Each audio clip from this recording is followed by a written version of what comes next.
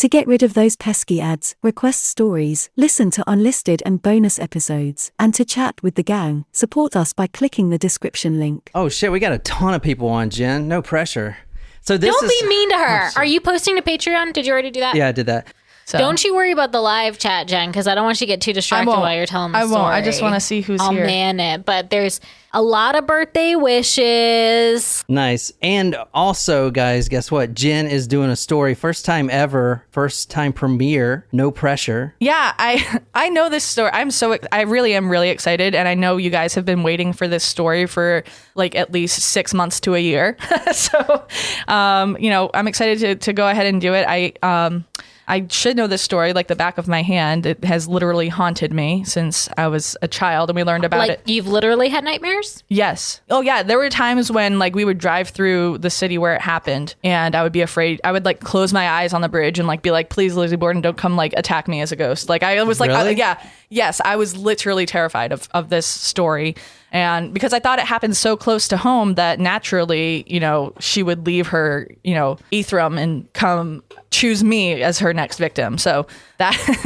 You think she's going to hear this story? Maybe. I'll try to do her justice. We only know what we know, and it's a story that we really don't know because it's one of the oldest and most infamous cold cases in United States history. So it's pretty cool. So nice. I'm excited to be here today to do that. Yeah, we're all super excited. So, hey, Becky, first time that a lot of people are catching a live stream too. So that's exciting. Nice. So are you going to open us up with all the, hey, welcome, yada, yada, yada? I can if you guys want. Make sure you shout out all the stuff that I usually shout out. Well, that's like, how is she supposed to remember? You have that memorized. Okay. Well, what's up, guys? My name is Jen. I'm here with John and Nicole, and this is Talk Murder to Me podcast. We've got a lovely, lovely episode for you today. That's going over the line there. That's my thing. I know. You said you want me to do your spiel. Go ahead, introduce it, John. Oh, you did a really good job. No, go ahead. Nailed it. All right. You nailed it. Jen. Talk Murder podcast. We're starting to do episodes every Monday, Wednesdays, and Fridays now, if I can get them all out in time. So put your request in. After this one, after Jen's amazing episode, I tried to go first because I don't think I can follow up on what Jen's going to deliver. But we do have another episode planned for our supporters. If you want to stick around and continue the trivia, which Nicole's going to talk about in a second, you can go to patreon.com/talkmurder. That story is going to be freaking nuts. I swear you haven't heard of this guy ever. And he's a serial killer that went on killing for 4 years. And the people in the city that he was killing in actually wrote to the government and said, what are you going to do about all these bodies? So, but we're going to cover that story next. And if you don't support us, that's totally fine. We release episodes, like I said, Monday, Wednesday, and Friday, so you can catch it there. If you like this, and check out our sister podcast, Among the Dirt and Trees. Brienne's doing a fantastic job, and I don't know, you might actually love that, because I love that one. Check this out. I've got over 100 rare crime photos here. Now, these are mostly from newspapers. Some of them, and they're pictures that newspapers wire to each other. Look, that's kind of a vintage little cop one right there. There's serial killers. There's bombers. There's wanted by the FBI, and these are all rare, and they all like have. So this one's from 1993. This is what was used in the investigation. This one right here. Like all of these are super rare. I got a big box of them, and I don't really have time to show them all. No, there's 100 of them. Yeah, there's 100 of them. But everyone that joins a Taco Supremo starting now, if you join and you support us, we'll send you one of these random ones. And some of them are really, really cool. So, and if you have a birthday and you want me to try to find one that happened on your birthday, just let me know. That might be hard. Yeah. But, and if you're an existing Supremo and you would like one, please just reach out to me and let me know. I'm just trying to take a list down, and I'll start sending them out as well. Also, other new stuff for trivia. I got a bunch of little bloody bookmarks and all kinds of stuff. And this just came in. Not actual blood. Yeah. Well, bloody bookmarks. But this just came in too. If anyone wants it, this is the Green River Killer, signed or by his wife, Penny Moorhead, or his ex-wife. Signed by her herself. And I got this in the other day. It is in very good shape. The spine has never been cracked. And this is really rare because you never see this specific book anywhere. So I definitely want to read this and give it away. But that's all I have. So we have a couple of new Patreon members that I want to welcome and shout out. Clarinet, Becky, and Carrie. Thank y'all for Thank you guys. joining us this week on the Patreon. I know Becky is on the live chat here right now. Sweet. So glad you're here. So we're carrying on our brunch drinks. We've got Bloody Marys. If you need it extra spicy, I've got more hot sauce. Hang on. Is this Here. the homicide hot sauce? No, this is the kakalaki sauce, but I'm almost out of it. I think you used the homicide one last time. I think I did, which is made in North Charleston, actually. Yeah, so you guys can go to talkmurder.com/trivia to see all the cool prizes we got. But Also, can you hand me one And of those then- shot glasses? One of the 3? Yes. Guys, check this. We came prepared today. shit, I almost dropped it, yo. I did not almost drop it. No, I said I almost dropped it. What are we looking at here? That is from the Lizzie Borden house. You're gonna bring actually something from the house and pretend like it's not gonna be, her presence isn't gonna be here. You know what? No, I'm serious. It's from the gift shop. It's It's not from the barn. It doesn't matter, It yo. will be okay. Her presence may have gotten into this. She finally may have escaped. I mean, I don't know anything about the story, but They do want John to sing the song. Who said that? They want John to sing a song? you play the bongos and I'll sing. Okay. All right. Where you and me play the bongos too. I played bongos. Play the Give me bongos. Yeah, give me the damn. You got to do the whole thing. John and I are role swapping today for this episode only. Yeah. I'm a little jealous though. No one else has ever sang the song before, on an episode. Oh, he just broke the desk. It can't be that hard. All right. Fuck, how's it go? See, not so easy. Surprise shots. We don't know what they are because they're a surprise. Good collab. Nice Right. job, guys. We're kind of already drunk too. Speak for yourself. I did take a couple of shots before this though, so I would not be as nervous. When When you guys were at the liquor store. Oh my god. Well, Jesus fuck. is the pink one mine? Yep. All right. Okay. Oh, I'm glad. All right, ready? Cheers, guys. Cheers. Happy birthday, Jen. Oh, I got cucumber. You got CF? Yeah. Oh, guys, you guys ready? We're getting it on. All right. Wait, should I just press play? How do I do this? Yep. I'm starting to get a little bit of background about the area that we kind of live in. So Juliet and I are from South Coast, Massachusetts, and this crime kind of shook the area. Like I said, it's one of the most famous or infamous cold cases in the United States. It actually happened 130 years ago last week. Oh, really? Yes. Oh, wow. So 130 years ago and 2 days ago, so on August 11th is when the main suspect was arrested. So is this is where you guys grew up? No, this is Fall River. So the crime happened in Fall River, Massachusetts, which is about 15 minutes from where I am from. It's located in southeastern Massachusetts, or as commonly known as the South Coast, in Bristol County. So Fall River was settled in 1670. This is my favorite motto of a town ever. I don't even know what Charleston's motto is, but the motto for Fall River is "We'll try." No Stop way. it. I swear. What? That is amazing. Is that accurate? Yeah. Wait, the city motto is "We'll try." Yes. What the fuck? I mean, Oh my god, that's amazing. Why would they come up with that? I don't know. Maybe it sounded better in 1620 when it was founded. I don't know. And so at first I saw it like on We'll the give quick it a go. I saw it on the quick facts, when I was Googling Fall River. Oh, and just to throw out, I'm using a variety of sources today. So what's really cool is when I went to go visit the Lizzie Borden house when I was home a few months ago, I picked up this Lizzie Borden source book, and it's really neat. It has a whole bunch of papers from the time. So the Fall River Herald, that paper is still going today. It wasn't exclusive coverage though. This case rocked the nation. It was covered by the Associated Press, New York Times, New York Journal, New Bedford Journal's in there. That's our hometown. So it is a whole lot of papers. So I used this book. I also I watched a few videos and documentaries. So some of the information I got, Todd Grandy, he does a podcast or a video series about true crime. He's a psychologist. So I used some of the information from him.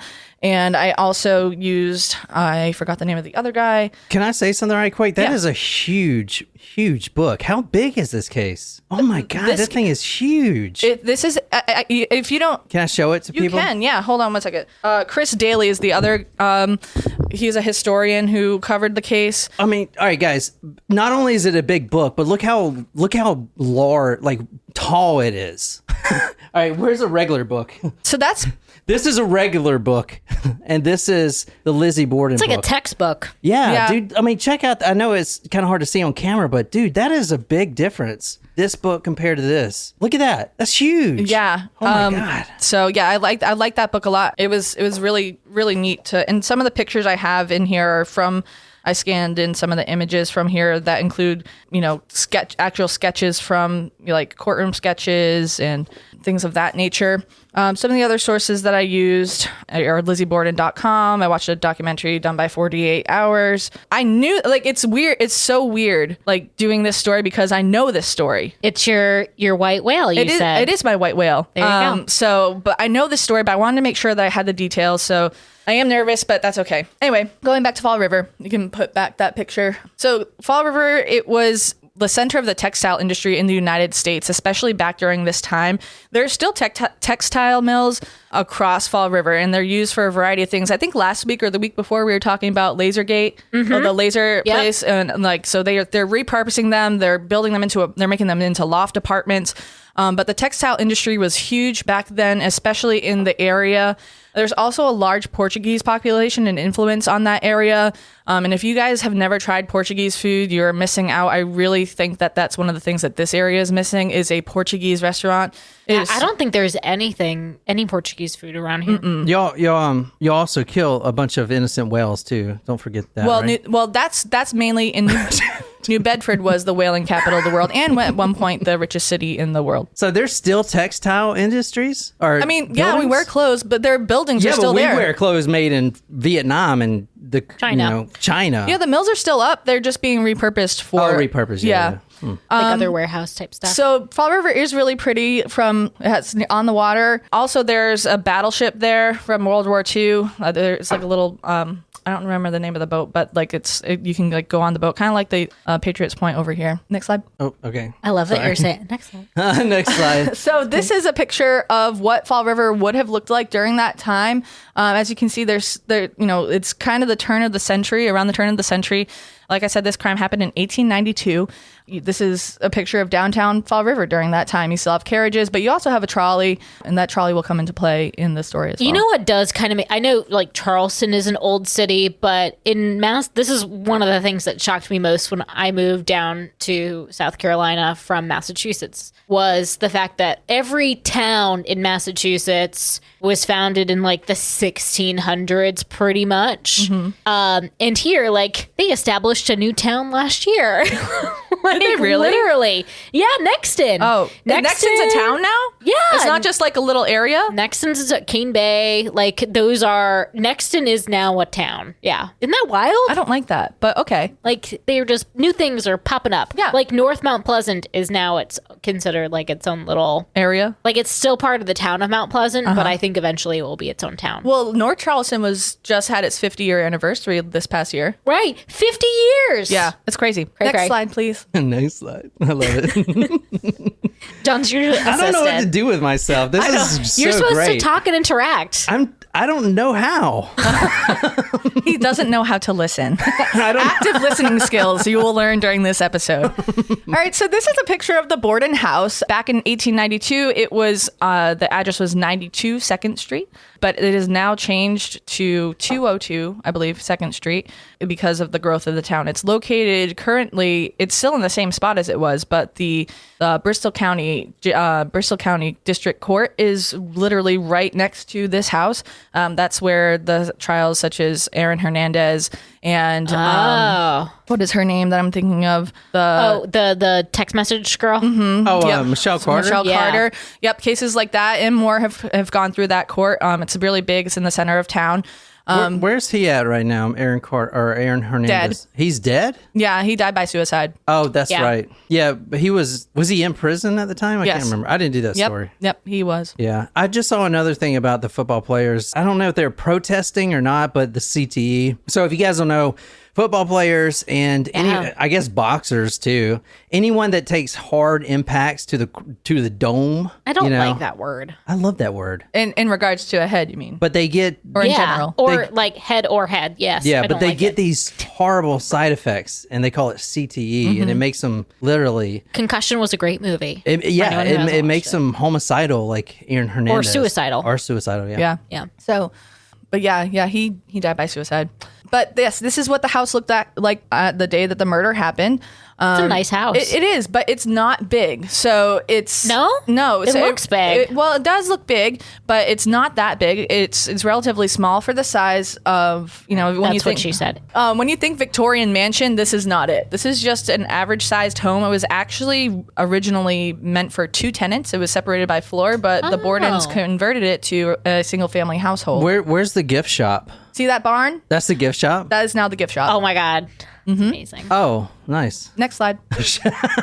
This is the house today. I took this picture. Ew, who would paint it green? It's like always that? been green. That's gross. It's always been green. It's a dark, ominous That looks color. like OD green, which is like a military barracks. So that is the house today. Still its original size. And if you go inside, it's actually a bed and breakfast now. So if you go inside, they've done a really great job of restoring it to actually look like it did on the day of the murders. Next slide. Wasn't there a I don't think it wasn't a Black Mirror episode. It was what was that miniseries we were watching last October? And it was it was about like a Instagram star or whatever staying in a bed and breakfast that was from a murder house. You remember this? That was it was a Black Mirror. Are It you was sure? like it was like what was it? The one that was like the cartoon. No. Yes. That's Creep Show? Yes. No, but it was a creep show. No, Creep Show, they don't make Creep Shows anymore. No, they made like a new season last year, and we watched them all. Remember, because there was one with Justin Long, and he was playing VR forever. Oh yeah,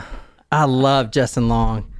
That Walrus movie. He's got a that was podcast. I mean, just to go subscribe right now because Justin Long is fucking amazing. I love that dude. Really? I love him, man. Have you never seen Jeepers Creepers? No. Oh, dude. I'm assuming we're going to add that to the October docket. No. You know, surprisingly, I'm actually getting okay with horror movies now. And I when I realized it the other day when I was watching American Horror Stories, like I tell you guys every week that I watch that. But I was like, you know what? When I was younger, I wouldn't watch this. But now I'm like, this is okay. It's not that bad. I know it's fake, but I won't watch like satanic stuff. Like if I know, like, or That's literally the best stuff to watch. I don't like though. it. I just don't like that. Anyway.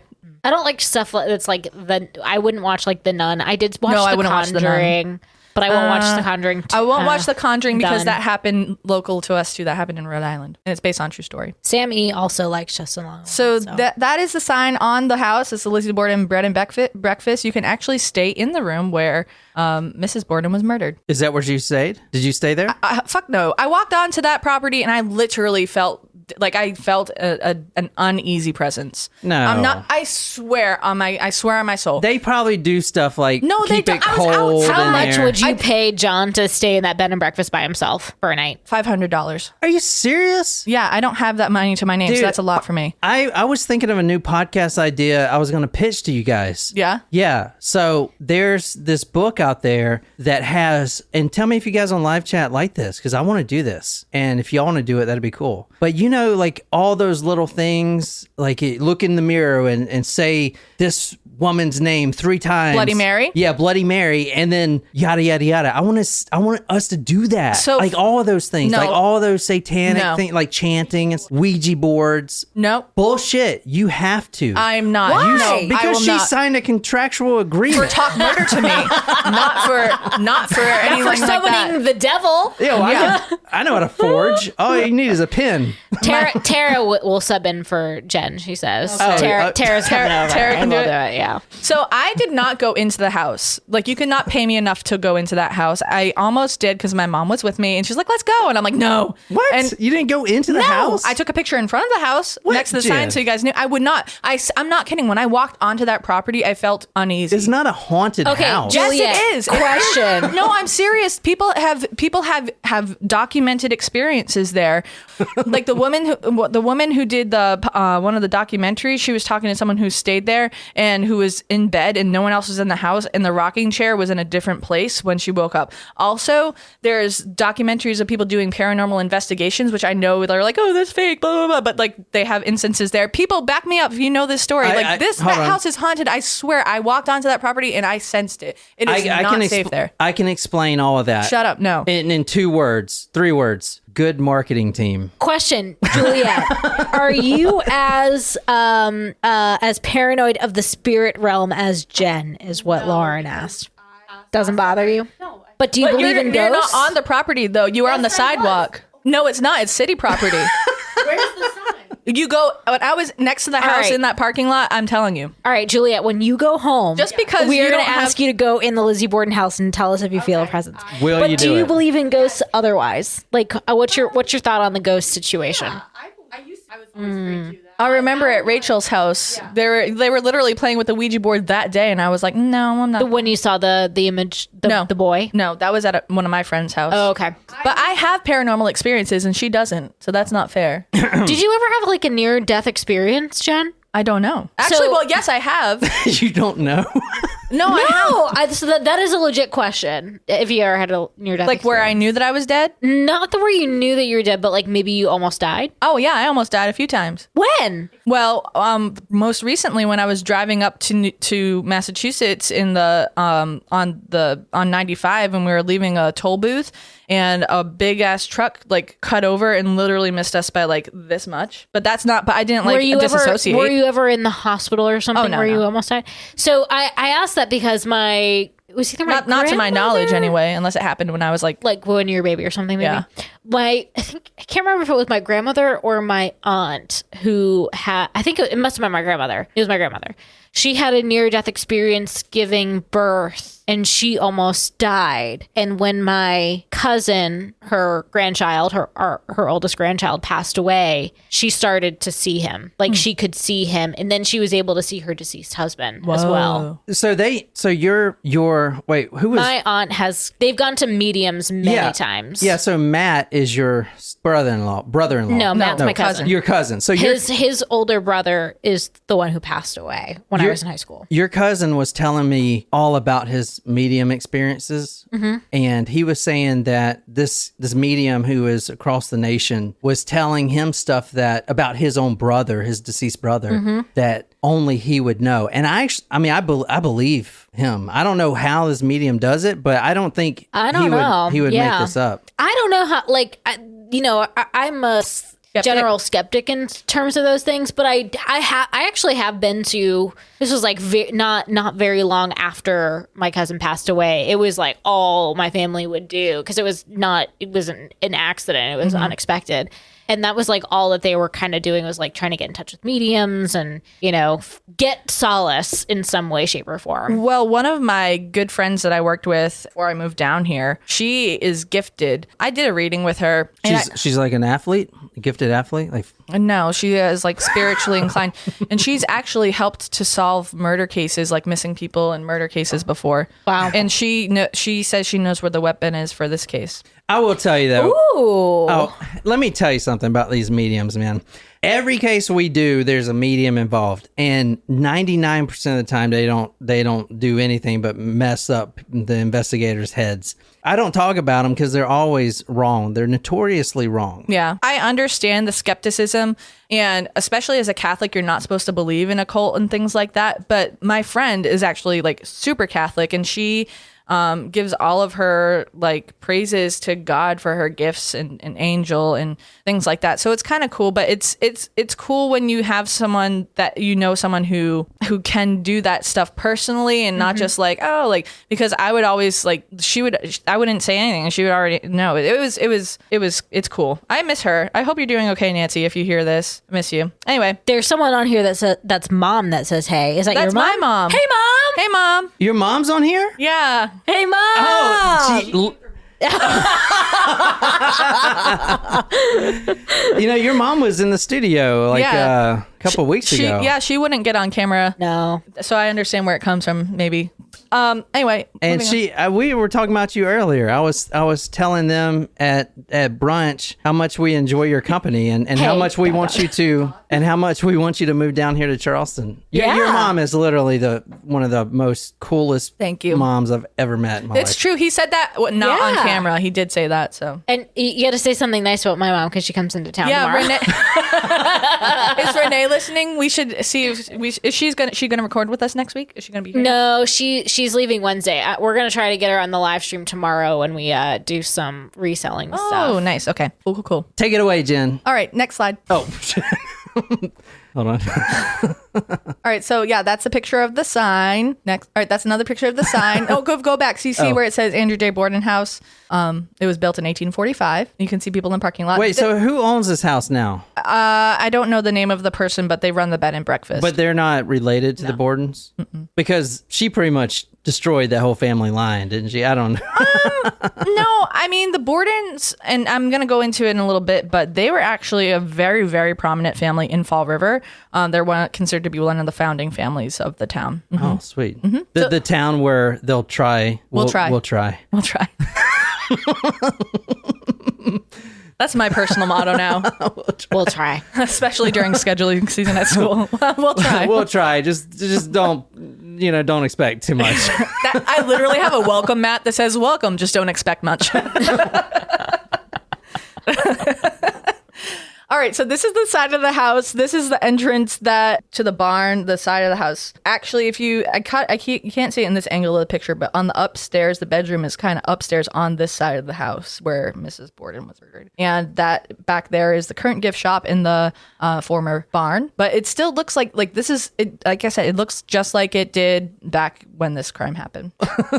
John's like, what do I do with myself? This is the floor plan of the house. So if you're looking at the screen at the bottom, this is the top picture. At the bottom of the picture is 2nd Street. So this is the house facing forward. Okay. So the front entrance where we saw the sign where it says Andrew Borden House, that's that room. The parlor is next to it. You go in the sitting room where one of the murders happened, then the bedroom, the kitchen, and then that top left-hand corner is the side door. That's that side view that you just saw. That was the side back entrance. So she didn't murder everybody in the same room? No. The bottom of the house is the upstairs floor. You can see that the bedrooms are mainly up there. There's actually a 3rd floor as well, but that doesn't come into play in the murder. The front, like I said, see the bottom of the screen, that's the front upstairs bedroom. And that's where the crime took place. All right, so some key players. This is Andrew Borden. He was the patriarch of this specific branch of the Borden family. Down with the patriarchy. Yeah. So he looks all right to me. Yeah. We'd probably have a cigar and watch the women and some clean. brandy. Watch the women clean and frolic. I don't think that's exactly how it goes, but and we'll talk about our investments. Well, he actually was. That's how he made a lot of his money. So, so the Borden family, like I said, they were kind of one of the founding families of Fall River. Andrew Borden, even though the Bordens were like really, well known and wealthy, his father actually wasn't he didn't go into that. He was a fishmonger. He sold fish. So Andrew, was he whaling? No. Okay. So Andrew actually played it like Drake and started from the bottom. Now we're here. And so He worked his way up. He was a carpenter. He was a casket maker. Then he started to get into real estate investing, and he actually became the vice president of a couple of banks. The Union Bank was one of those banks, and he was self-made. His net worth when he died was somewhere around $500,000, which in today's terms is like over 10 million. So he was a wealthy man. Can I say something about him? Yeah. I feel like he is purposely frowning in this photo. Yeah, they don't smile. Yeah, but usually, smiling's like this. Isn't this the type He's of like this. camera though that need to pose for a long time before the camera? Oh yeah, so he's like, fuck. Well, I feel like I've been sitting here for a half an hour. Yeah, they do have to sit there for a while. Right? Yeah. Yeah, that's And they're probably like- why. But you know what's interesting though? On TikTok lately, I've started following an account that restores old film, like from the early 1900s, late 1800s, and they colorize it and they restore it. And so one of the films, they were like, oh, people actually had fun back then. They weren't so serious as they look in their pictures. But back then, you don't really like smile for a posed picture. Even if you think about presidential portraits, it's not like George Washington is sitting there showing his wooden teeth. No, he's keeping that smile on the DL. So one thing about Andrew Borden, even though he was self-made and was extremely wealthy, he was very, very frugal. So the house the Borden house that he had restored, like I said, he could have afforded anything. He could have afforded a huge Victorian mansion, but he lived in a single family home. He had it restored, but he did not include indoor plumbing or electricity. Even though it was available then. It was available then, and he definitely could have afforded it. And he just was like, no, I don't need to spend my money on that. So he That was available back then, and my grandpa just got it like in the 50s. What did he say? He was like, I remember when they had the current. I remember when they hooked up the current. I was like, what? What current? The current. The current? And this guy could have it at 130 years ago? Holy shit, my family. Way out in the fucking farm, yo.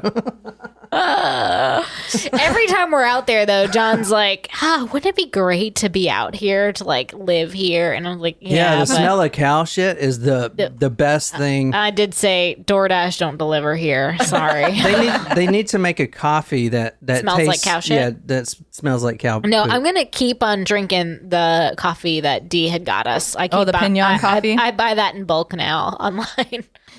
So, like I said, he was very frugal. He was married to a woman named Sarah Morse. They were married for a long time. He had two. He had actually more than two. I think there were 3 or 4 children. However, the other children passed away when they were very young. So his surviving children were Emma and Lizzie. So Emma is 10 years older than Lizzie. Lizzie was the youngest daughter. If you go to the next picture slide, that's Abby Durfee Borden. She's hot. She married Andrew in 1864, a couple years after the death of his first wife. So Sarah Morse died when Lizzie was 2 years old, and Andrew married Abby when she was about 4. And so Abby was there for the majority of Lizzie's life. Did she not know that the camera was in front of her? I mean, she's like looking away from the camera. Mm-hmm. I feel like that's weird. It's like, Miss, can you like look at this? Yeah, I guess that was kind of more the style back then. Okay. If you go next, we can see a picture of Emma. This is Emma. Oh my gosh, she's doing the same thing. Yeah.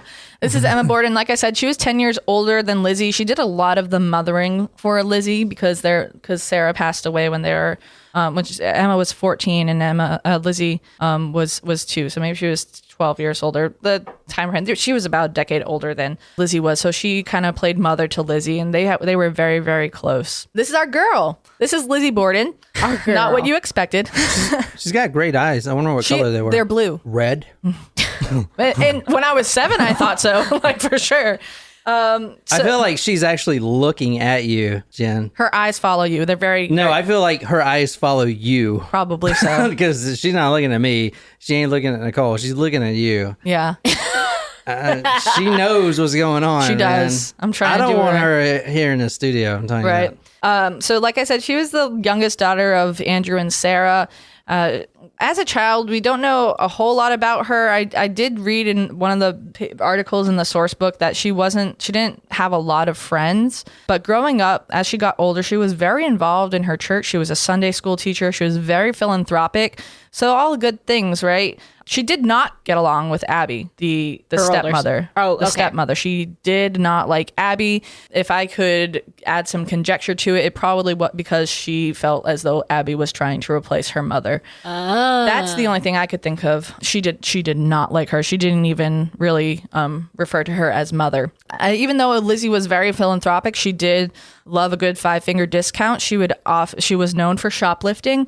And Andrew actually had a deal with a lot of the storekeepers in the time to say, hey, like, I'm going to, if Lizzie ever takes anything, like, just let me know and I'll pay you for it, because she is a little bit of a kleptomaniac. So that's some of the characteristics about her. Yeah, we all go through that phase, Bundo. Yeah. Yeah, like last year, it was freaking bad, man. What were you stealing? So that's the Borden family. That was the nuclear family. It involved the 4 people. There were a couple other people that were key in this case. One of the people that lived with the Borden family, her name was Bridget Sullivan. She was the housekeeper. She was with them for a couple of years at the time of the murder. Her name was Bridget, but Emma and Lizzie actually always refer to her as Maggie, because that was the name of the previous housekeeper. Bridget was from Ireland, and she was living with the Bordens at the time. She was a live-in housekeeper. Okay.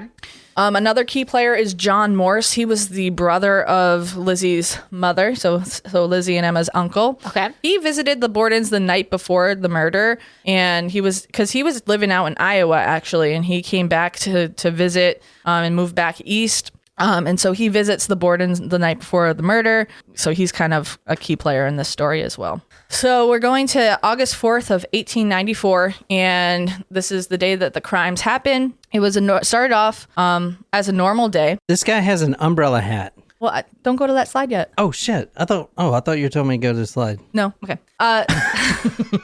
Active listening, John.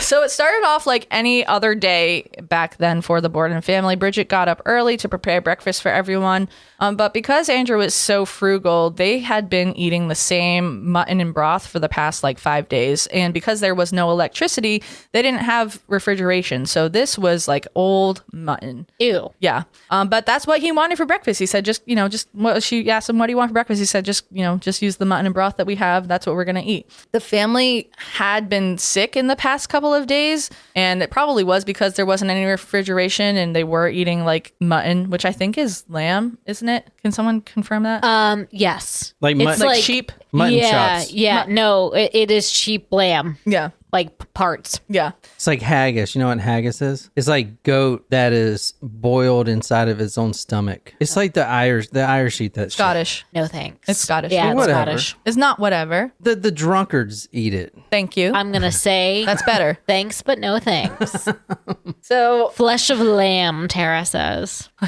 thank you, Tara. Like I said, so they had been like getting sick, and actually the night before, Lizzie was with a friend, so she actually never saw John Morse when he came to visit. She was out that night. She went to go see her friend Alice Russell, and she was confiding in her. She's like, you know what? Sometimes I get really concerned. Like, my father has so many enemies, and I'm just afraid that something bad is going to happen to him. And they had been feeling really sick, and she's like, I think someone poisoned us. So a few of them were experiencing some food poisoning. At this time, Emma... Well, it could have been from the fact that they're eating 5-day-old mutton and broth. No, that's normal. No, you can definitely get food poisoning from that. I know. Oh, shit. There's a dog under me. When did she get here? She's been there the whole time. She's listening. Jesus Christ. Sneaking up at me with that one eye. You look creepy as hell. Leave her alone. Oh, Poor Luna. Jesus Lord. She's just chilling.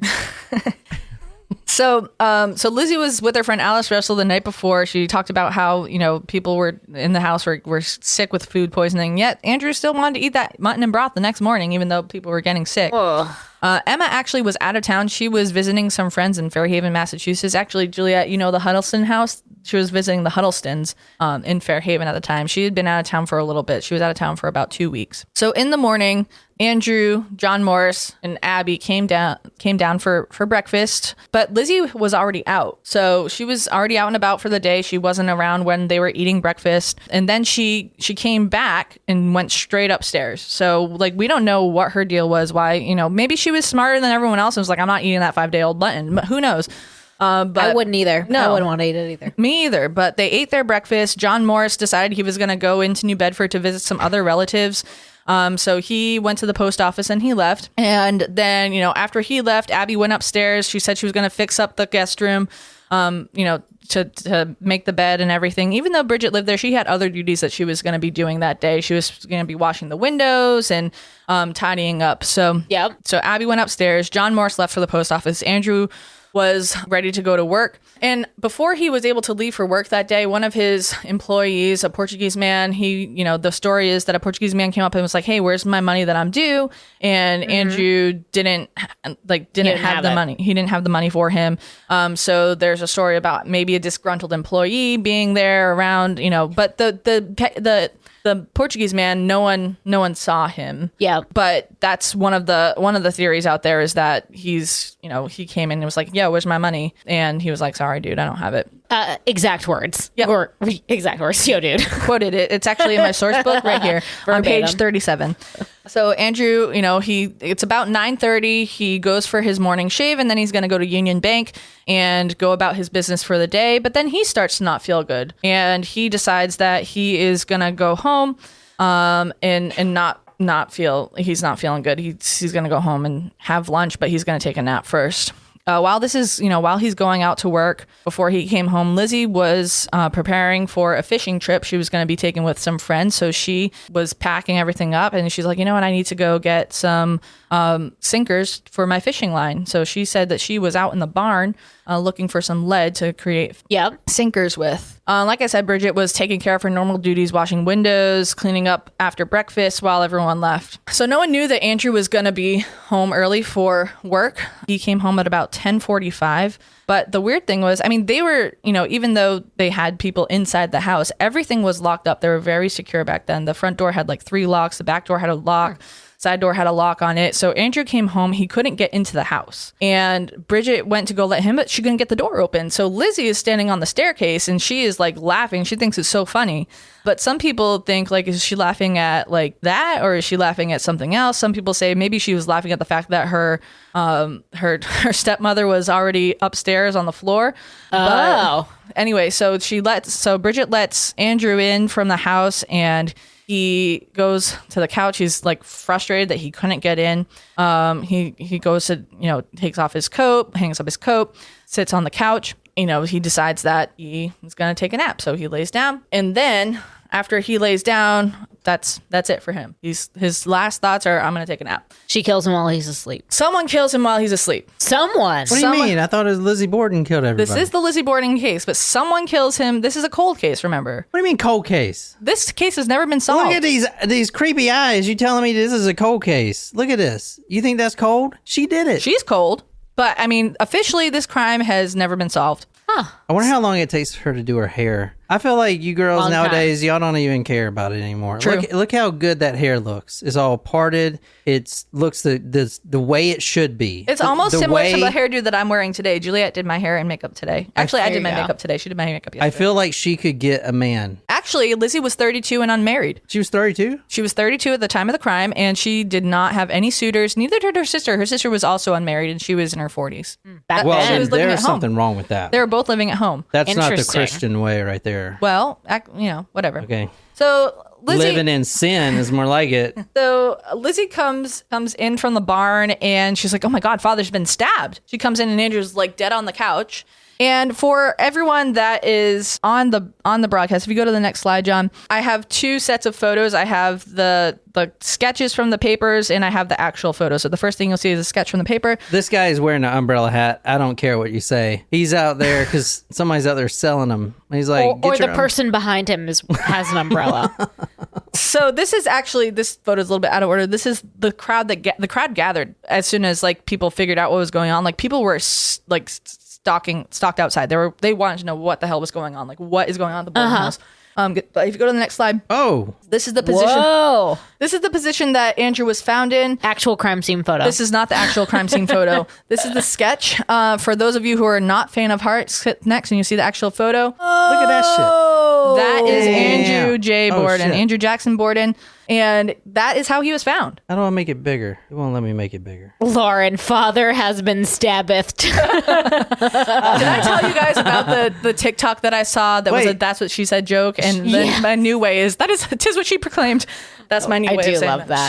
She stabbed him in the face with an axe? So the supposed murder weapon was either an axe or a hatchet. Yep. Or it could have been a suicide. So I don't know if you guys know the childhood rhyme. Lizzie Borden took an axe, gave her mother 40 whacks. When she saw what she had done, she gave her father 41. So that's a childhood chant that they would chant on the playgrounds, and it's actually And only where Jen grew up, apparently. well, no, I think people have heard of that. That's popular. I chose to recite it because if you Google Lizzie Borden rhyme, it's gonna play you like one with like creepy kids singing and creepy music. I'll bet you. Wait, is that couch still there? Not that actual couch, but inside there is a replica. I would freaking sleep on that couch. You can't in the sleep on the same couch. position No, as ripped him. off. Nope. You can't sleep on the couch, but you can stay in the murder rooms. Mom says, "Happy birthday, Jen. Love you all." Oh, thanks, Mom. What about me? She said she said, loves you all. It's also my birthday. I'm not No, gonna it take is not. No. Nope. So yeah, Lizzie came inside, saw her father that was slaughtered on the couch, and she immediately calls for Bridget. She's like, Bridget. Now remember, Bridget was upstairs taking a nap on the 3rd floor in her bedroom, so she said that she didn't hear anything. So Lizzie's saying she found him like this. Correct. Okay. Lizzie came in from the barn. She was like, I remember she was looking for lead for sinkers for her fishing trip. She said she came in. She was like, holy fuck! Like what is going on? Father's been stabbed. So she's like, help! Called for Bridget to go get one of the doctors. Now, a few of the doctors actually lived on the same street as Lizzie and the Borden family. So she calls, go get Dr. Bowen. He was actually on a house call, so they had to wait for the doctor to come in.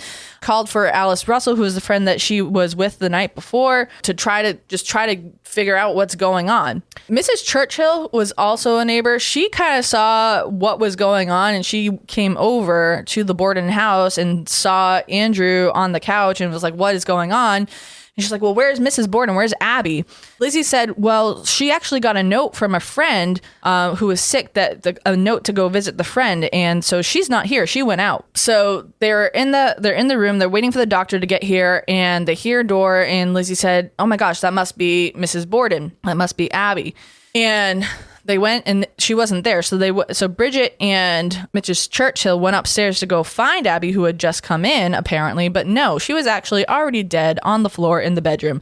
If you go to the next slide, John, you'll see a sketch of the... I'm gonna frame that. That's cool. That's a cool picture. So this is a sketch of how they found Mrs. Borden. Okay. Now, again, faint of heart. We're going to the actual photo. Ooh. I'm glad that there are actual crime scene photos for this. I did not think there was. These are actually some of the first crime scene photos that were used in a case. Wow. So, when you think about, true crime and crime scene photos, like this is kind of where it stemmed from, because photography was somewhat new, especially you wouldn't expect to use it for a crime scene, but these are some of the first ones. Oh shit, you can see the camera used. Yeah, in the mirror. Wow. That's a bad cameraman. He should have, like, if I would have saw that. I don't think he's concerned with that. I know, though. but if you see like the camera in a movie or something, you're like, what the hell, man? Well, yeah, but that's not the priority. It's to get the crime scene photo. So the original thought was that Mr. Borden was killed first and that Mrs. Borden was killed second.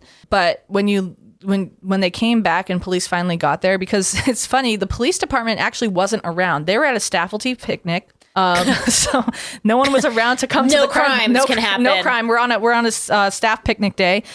So they were waiting for the cops to get there. An investigation didn't officially start until 32 hours after the crime had happened. Wow. And when you think about the 1800s, the crime scenes weren't as secure as it is today. Like reporters were coming in and out. People that were, family members, they were kind of in and out of the building. Yeah. The doctors, and it was kind of haywire. So even though DNA definitely wasn't as readily available, or even I don't think founded yet. So if you took what was going on there today, you would have a messed up crime scene. You wouldn't be able to But if this happened today, you wouldn't be able to have what is going on. Right. So everyone has been found as far as like the bodies. They're both been found. John Morse, he returns at 11:45, and all these people are crowding around the street. You guys saw the sketch, and he's just kind of like whatever. He walks right past the crowd. He goes to the pear tree in the backyard. He goes back into the side entrance and just doesn't even think anything of it. So that's kind of weird, right? Mm-hmm. But he actually does have a strong alibi. He, like I said, he was out of town. He went to New Bedford, to another part of town. I think it was New Bedford.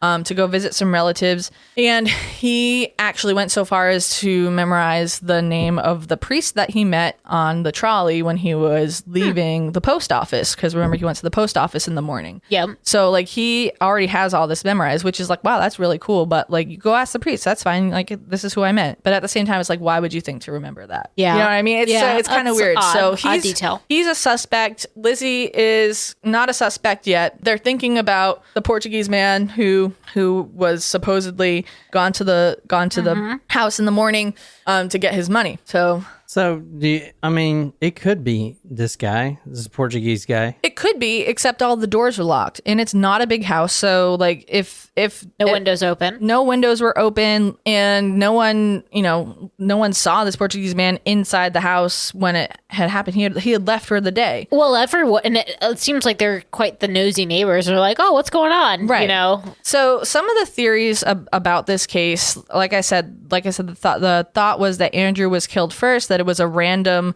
act of violence. Someone targeted him, a random person targeted him because of his money. He was well known. Then they chopped his face in, and then they went upstairs to go kill Abby. But when you think about it, like I said, the coagulation of the blood, Mrs. Borden, she was cold to the touch, and all of her blood was like coagulated when they found her. Okay. Mr. Borden, his wounds were fresh. They were still oozing blood, and he was still warm when Lizzie found him. So Abby was killed first. Abby was killed first. The neighbors, during the court case, neighbors did say that they saw people around at night. They heard some banging on a fence. They saw like a drunkard walking around the street. So there were some other people in play, but it's kind of like that it doesn't really make sense because it is not, like I said, it's not a large house. And I mean, when you look at the types of wounds. 'Tis but a flesh wound, Shram says. It's a flesh wound. Was there any money taken? No theft. Well, they had like stocks and stuff, right? Right, but there was no... You could still have like a papers of things that someone could have taken. Yeah, no forced entry, no theft. So it had to have been someone that they would have readily let into the home, and someone who didn't have any need to steal anything from them. These crimes, you saw the pictures, these were brutal. And the bodies, they were actually autopsied on the dining room table in the house. Whoa. So if you go to... Sign of the times right there. Yeah, go to the next slide, John.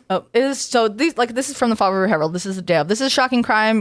These are some of the headlines. A venerable citizen and his aged wife hacked to pieces at their home. His Mr. aged and wife. Mrs. Andrew Borden lose their lives at the hands of a drunken fake farmhand Oh, so she wasn't blamed. at first. Next slide. Thank you. Next. That is the skull of Andrew Borden. Ooh, Damn. yikes.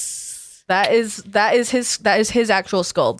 Those are the wounds to the face. Next slide. This is the autopsy photo. You can see at the top of you can see his face where it's kind of like all bashed in. What am I looking at? That's a body. That's Andrew Borden. That is some shit right there. So if It's like a bunch of lasagna. I know, like, go to the next slide. It makes me want lasagna. This is Abby Borden. This makes me want lasagna. That's the back of her head. Next slide. Those are both of their skulls, or a replica of those skulls. So the one on the right of the picture, that's Abby, and the one on the left is Andrew. Now, They Andrew, still had their skulls in the house? no, they have replicas. So the rhyme is Lizzie Borden, blah, blah, gave her mother 40 whacks, and then blah, blah, blah, father 41. But that's actually that's factually inaccurate. Andrew received 11 blows to the head, and Abby received 19. Oh. But when you think about the brutality of a crime, you have to... With an axe, no less. or a hatchet. That's a very personal crime. Like, it's overkill Agree. almost. And Agree. if there's no forced entry, you can't get into the house. The doors are locked. Andrew can't even get into the house at lunchtime, right? Obviously, there were also no defensive wounds on either of them. So with Abby, she was attacked from behind. She didn't have a chance. Andrew was Surprise. Andrew was asleep, but even if, after the first whatever whack, like, there's no defensive wounds. So it's not like they put up a fight, so those are some of the theories. Another theory that's interesting is that there wasn't a whole lot of blood at the crime scene. So one of the theories that I came across are She that drank it. Andrew and Abby were actually dead when they were bludgeoned to death. Oh.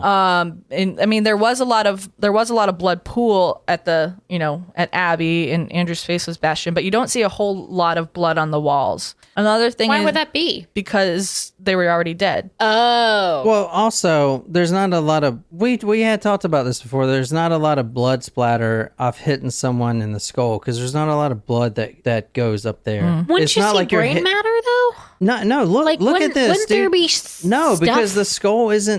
the skull isn't completely cracked open. I mean, yeah, it is right over there by the eye. That is an entire missing piece of skull. Is that hollow on the inside, or is that just? I can't tell what that is. Yeah, that's I don't hollow. know. But we talked about this one time. If you hit someone in the head with something, there's not a lot of blood because there's no. It's not like cutting someone in the neck where there's There's like a veins spurt. and vessels and Like stuff. there's blood that travels through the skull, obviously, but it's not enough to like shoot out everywhere. So Natasha says they were either maybe asleep or drugged first and then axed. Well, there's one of the main theory why was Lizzie a main suspect is there's a few reasons. Fortunately for her, she didn't have there was like no blood on her. Her hair was perfectly in place. Like, how could she have done this? She just walked in and saw her father was bludgeoned to death. However, she was seen the day before at the pharmacy asking for prussic acid, which is an extremely lethal drug. She said it was to put an edge on a seal coat cape she did own, but like you have to have a doctor's prescription to get that kind of drug. The pharmacist did not sell it to her, but she was asking about it. So you think about that. You think about her saying, I think something bad's going to happen to father. She's trying to plant some seeds. Right. She was around, but like, did she act alone? So I say Lizzie Borden took an axe, or did she? She was out in the barn. Like I said, she was looking for lead to make the fishing weights.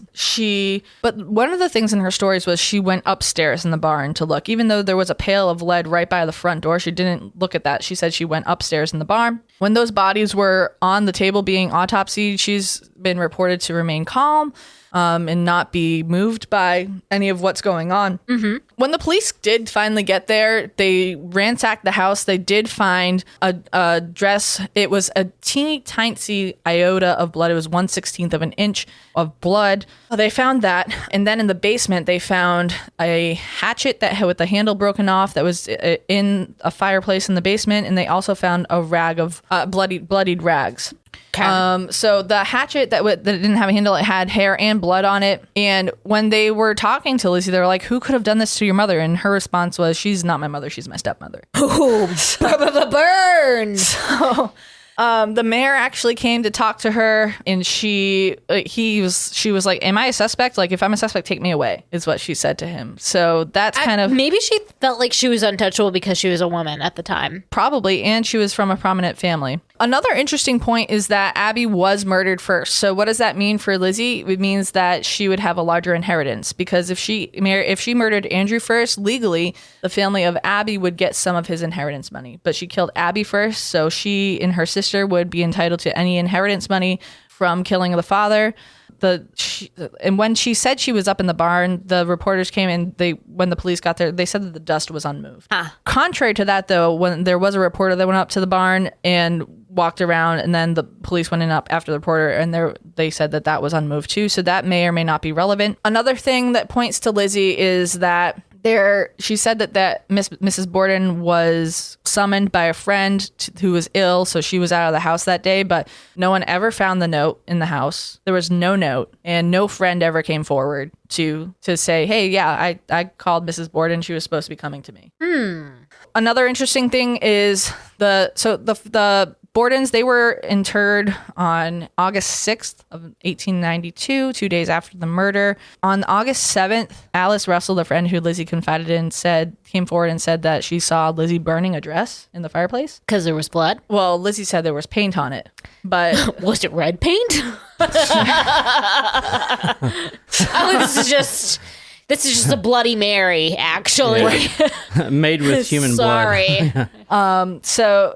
So she said she was seen burning a dress. And then during her inquest, there were definitely some inconsistencies. We're going to read a little bit from the inquest. We don't have to read the whole thing. The whole thing literally takes up a section in this source book. I think it's literally like 40 pages long. It's the whole entire inquest testimony from Lizzie with Hosea Knowlton, who is the man who interviewed her. So, yeah, so that's really cool about this book. And we have some of it here on one of the slides. You know, there were a few movies made about this case. I did watch the one that came out a couple years ago. With Chloe Sevigny. Yeah, it was like modern music to the thing. I thought that was really fun. It was a good movie. The Sound of Music. The soundtrack was like modern music. The Sound of Music is about this. No. I've never seen that, but that's not It is definitely not about this. It's about the Von Trapp family.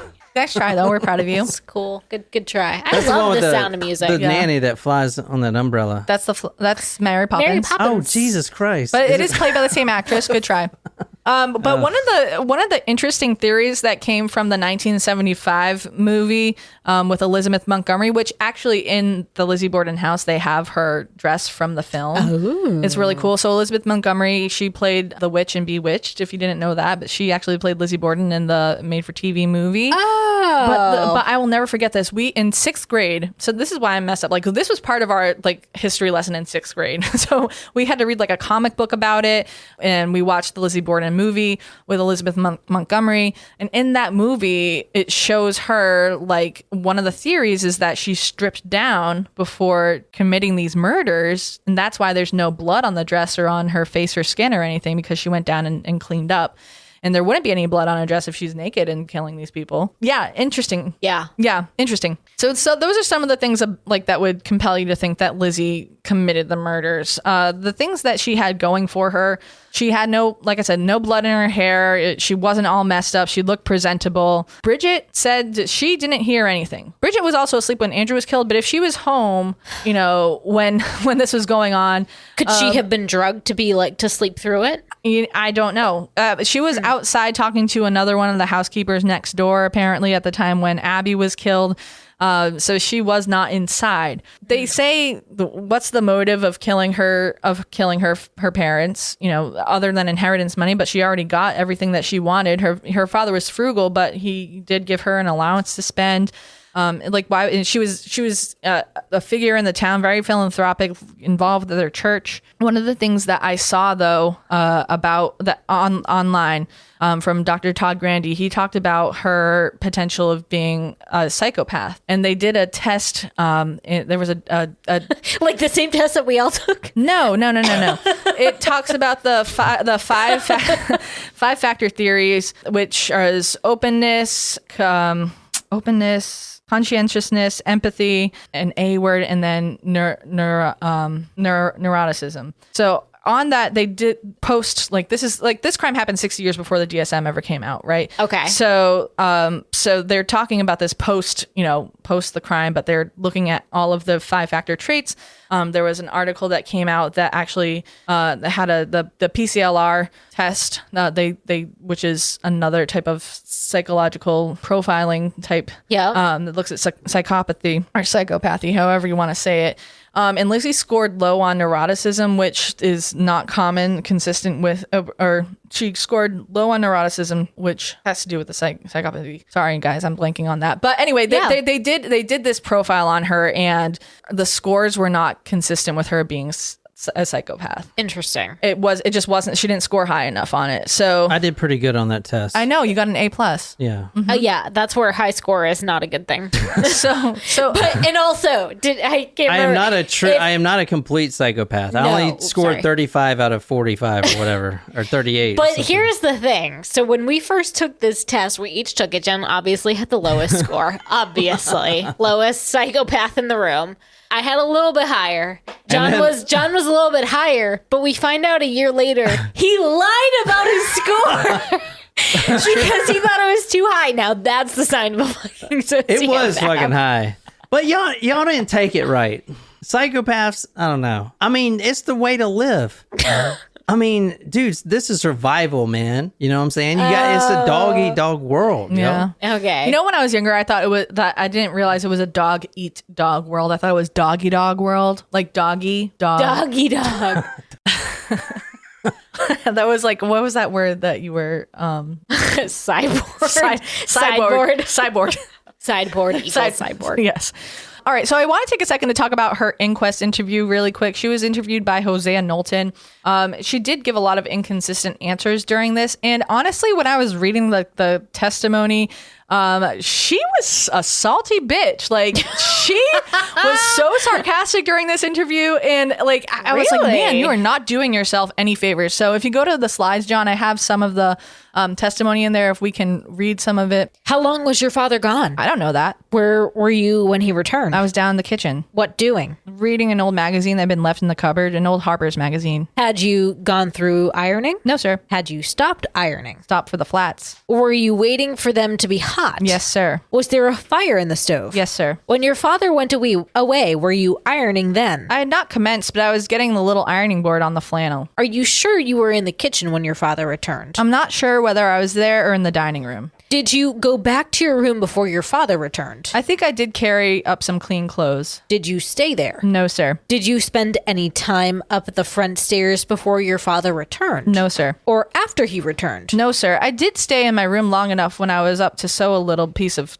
tape on a garment. What was that the time when your father came home? He came home after I came downstairs. You were not upstairs when he came home? I was not upstairs when he came home. No, sir. Yeah, this is salty. Yeah, man.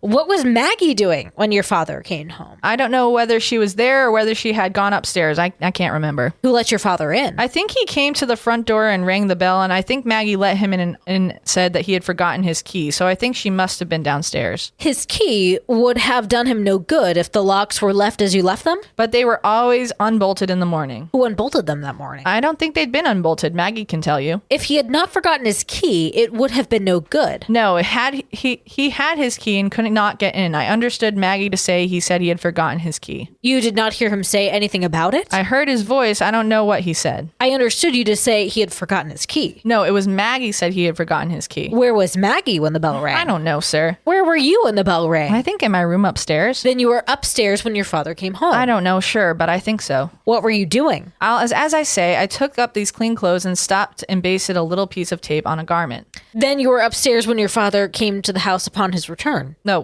you missed one. Did you come down before your father was let in? I was on the stairs coming down when she let him in. Then you were upstairs when your father came to the house on his return. I think I was. How long had you been there? I had only been upstairs long enough to take the clothes and baste the little loop on the sleeve. I don't think I had been up there for over 5 minutes. Was Maggie still engaged in washing windows when your father got back? I don't know. You remember, Miss Borden, I will call to your attention to it so as to see if I had any misunderstanding, not for the purpose of confusing you. You remember that you told me several times that you were downstairs and not upstairs when your father came home.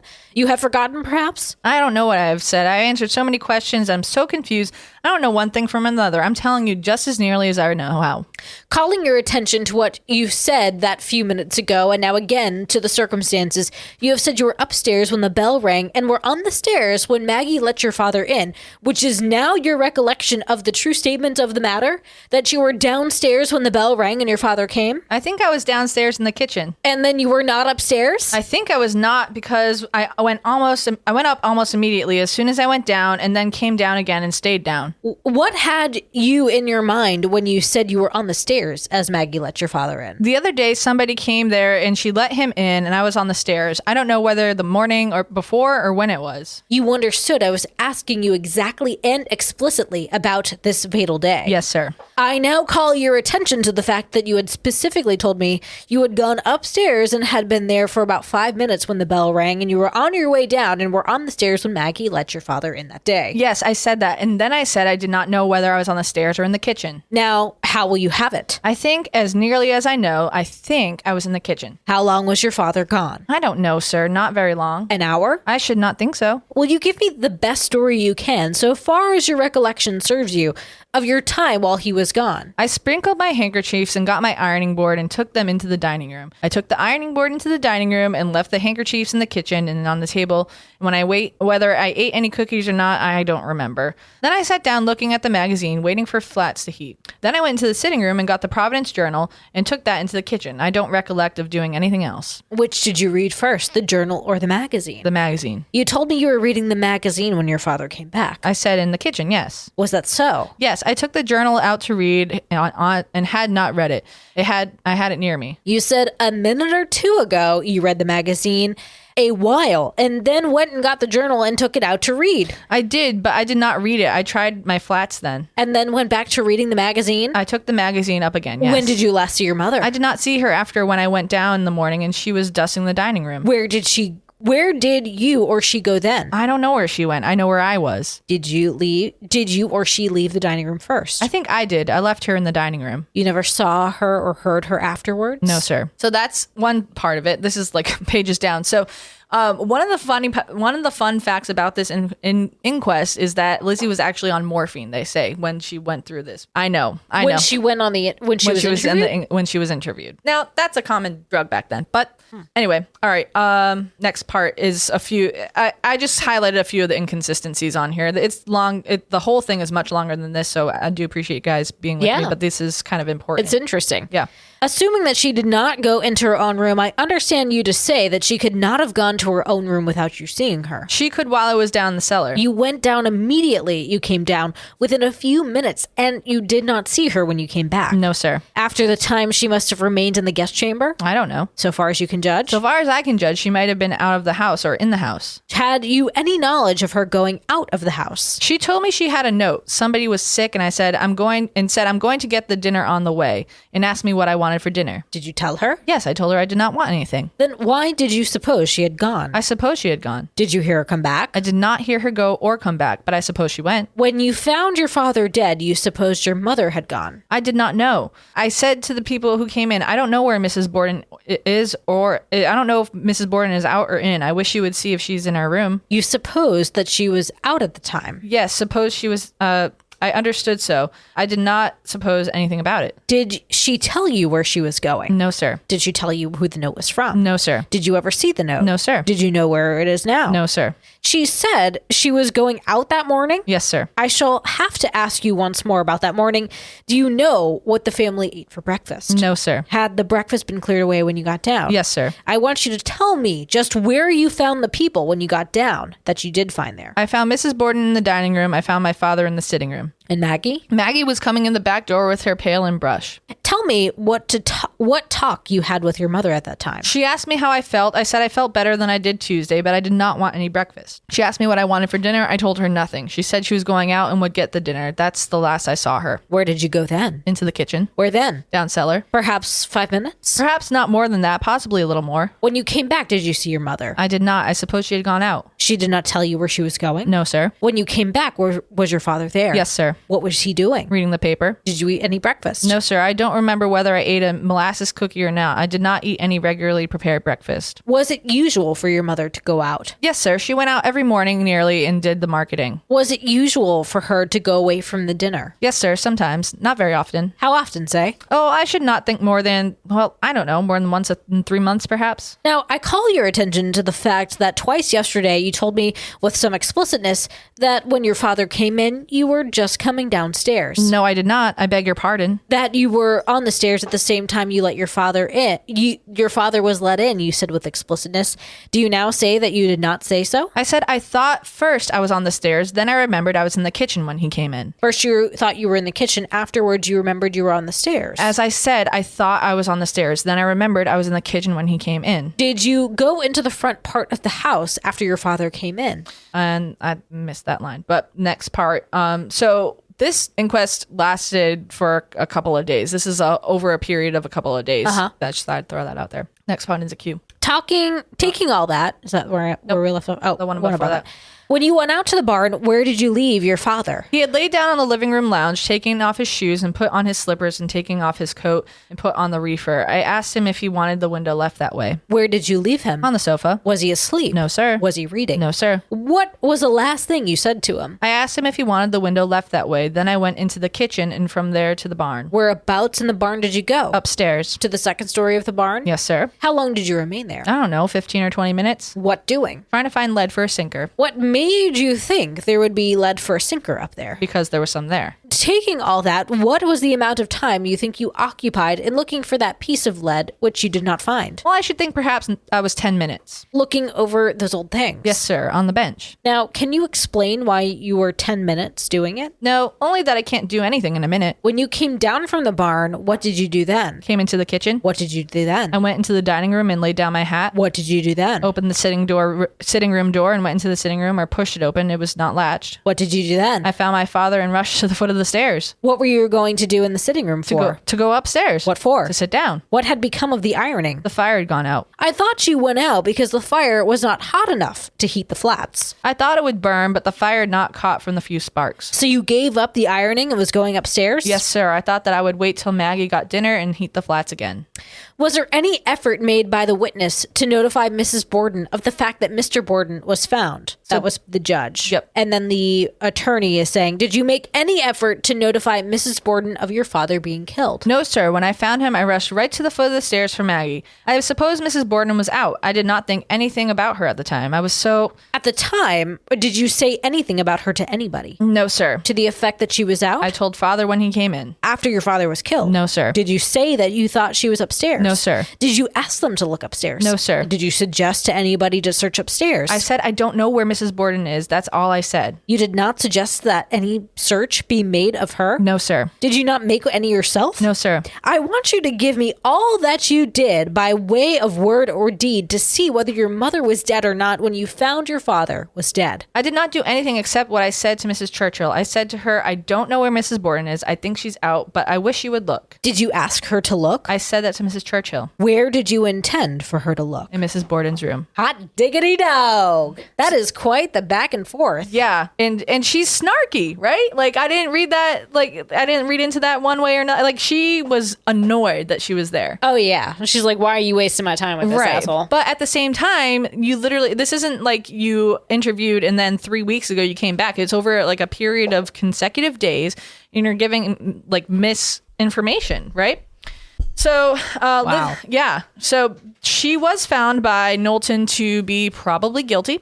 And she was, that result was sent to a grand jury. Okay. So the grand jury indicted her on 3 counts of first degree murder. Sorry, Luna just peed because he was trying to hold her and pick her up. She peed on me a little bit. She just sprinkled a little bit. It's dripping down my leg. But keep going. Shit. It's nice. It is warm, but it is getting a little cooler. That's the Fall River Courthouse where the grand jury trial was held. And like I said, she was arrested on August 11th, 1892. So 130 years ago plus 2 days. She was arrested, indicted on 3 counts of first degree murder. That's the murder of Andrew, the murder of Abby, and both of them combined was the 3rd count. She's innocent. Damn. She was held at she was held in Taunton, in the correctional facility. And while she was in prison, it was the matron had overheard her say that, "Oh, you're not going to give me up, are you, Emma?" Oh, Right. So that was heard. Now, damn. What did you guys think of that inquest? That's pretty damning, right? It was pretty. I mean, the fact that she may have been on drugs, though, is interesting. Mm-hmm. I mean, but that was a pretty hot inquiry, and her response was like very blasé. Yeah. Like why are you asking me these questions? Right. Like, I mean, we just saw a little piece of it, but you know, as much of a hammer that would have been in the nail of her coffin, that inquest was found to be inadmissible. really? Yes, because she did not have a lawyer present. Damn. Yep. So the trial began on June 6th of 1893. It was held at the New Bedford Supreme Court, which is our hometown, and the building is still there. It's a 1-room courtroom.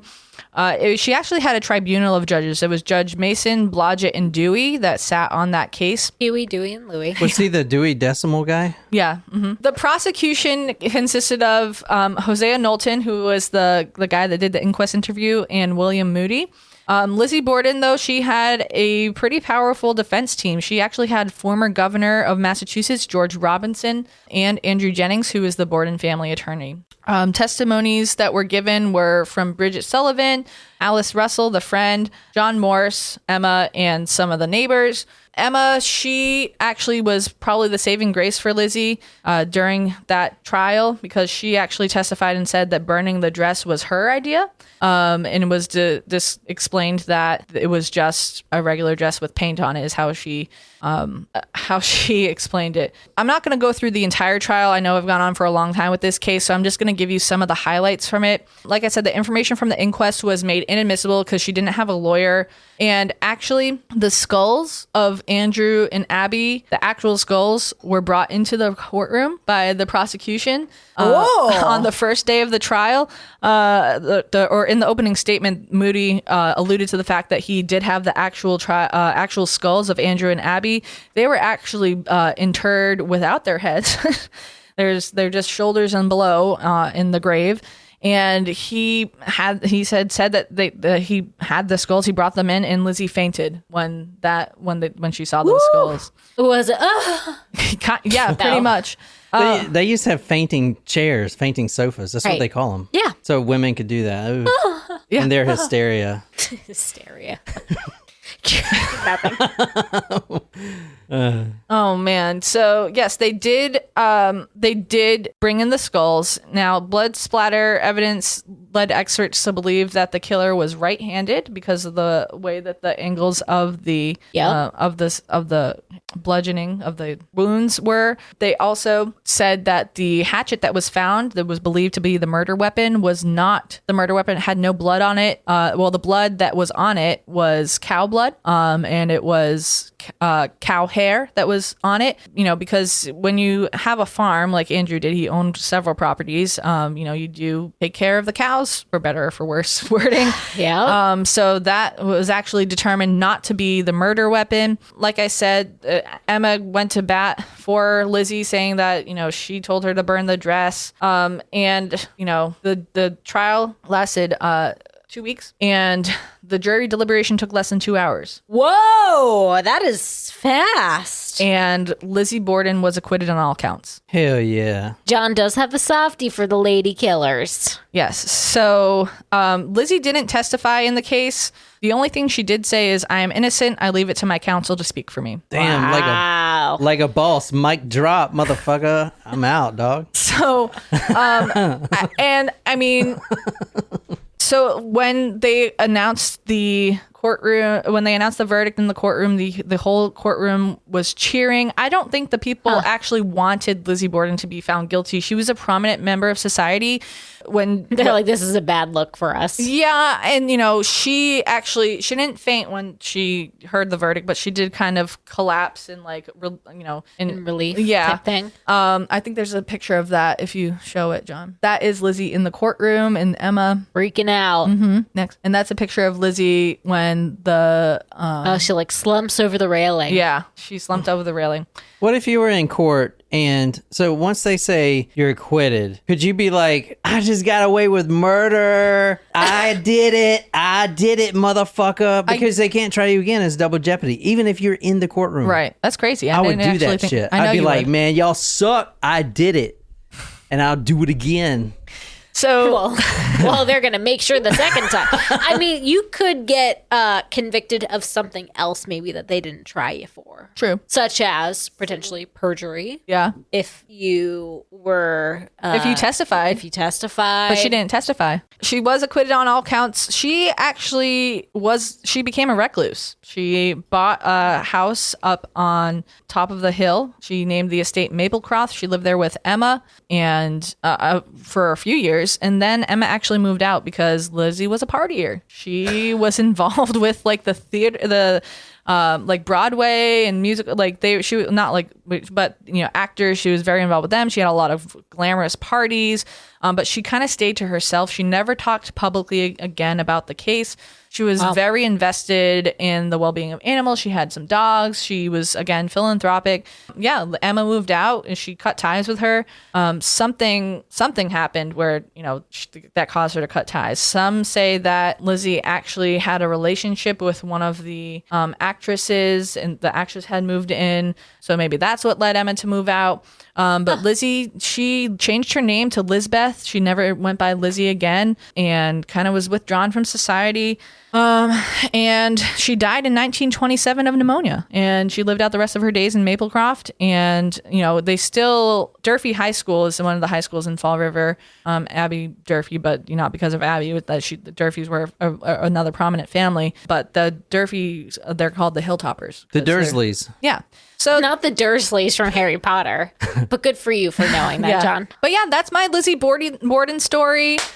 Jen! So yeah, I mean, she, I personally, I think that she did it. I don't think that there really was another way for anyone else to have done it. Agree. I think that Bridget was involved. And Bridget was seen in the morning talking to another neighbor, but like when you think about it, at the timing of the murders, they figured out that Abby had been killed an hour before Andrew. So Andrew left at 9:30. He was only gone for like an hour. He got back at 10:45. So when Abby went upstairs to take care of that bed, someone had to go up there and kill her right away. When you think about the timing, so I don't think that anyone else could have done it. So I'm sorry, Lizzie Borden. I don't see how you couldn't have done it. Don't come try to prove me wrong. I think that she don't hurt me. I think she teamed up with Bridget. That's my theory.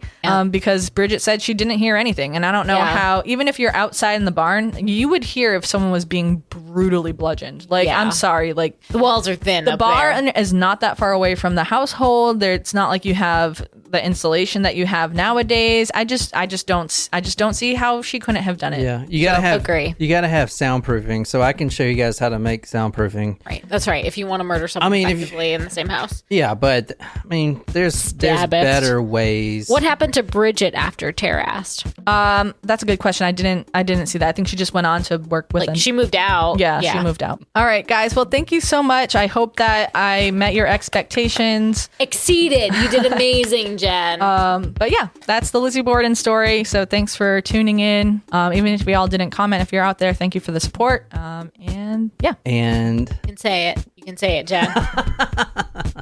Oh, this is Jen. I'm here with John, Nicole, and Juliet. And good night, you lovely, lovely people.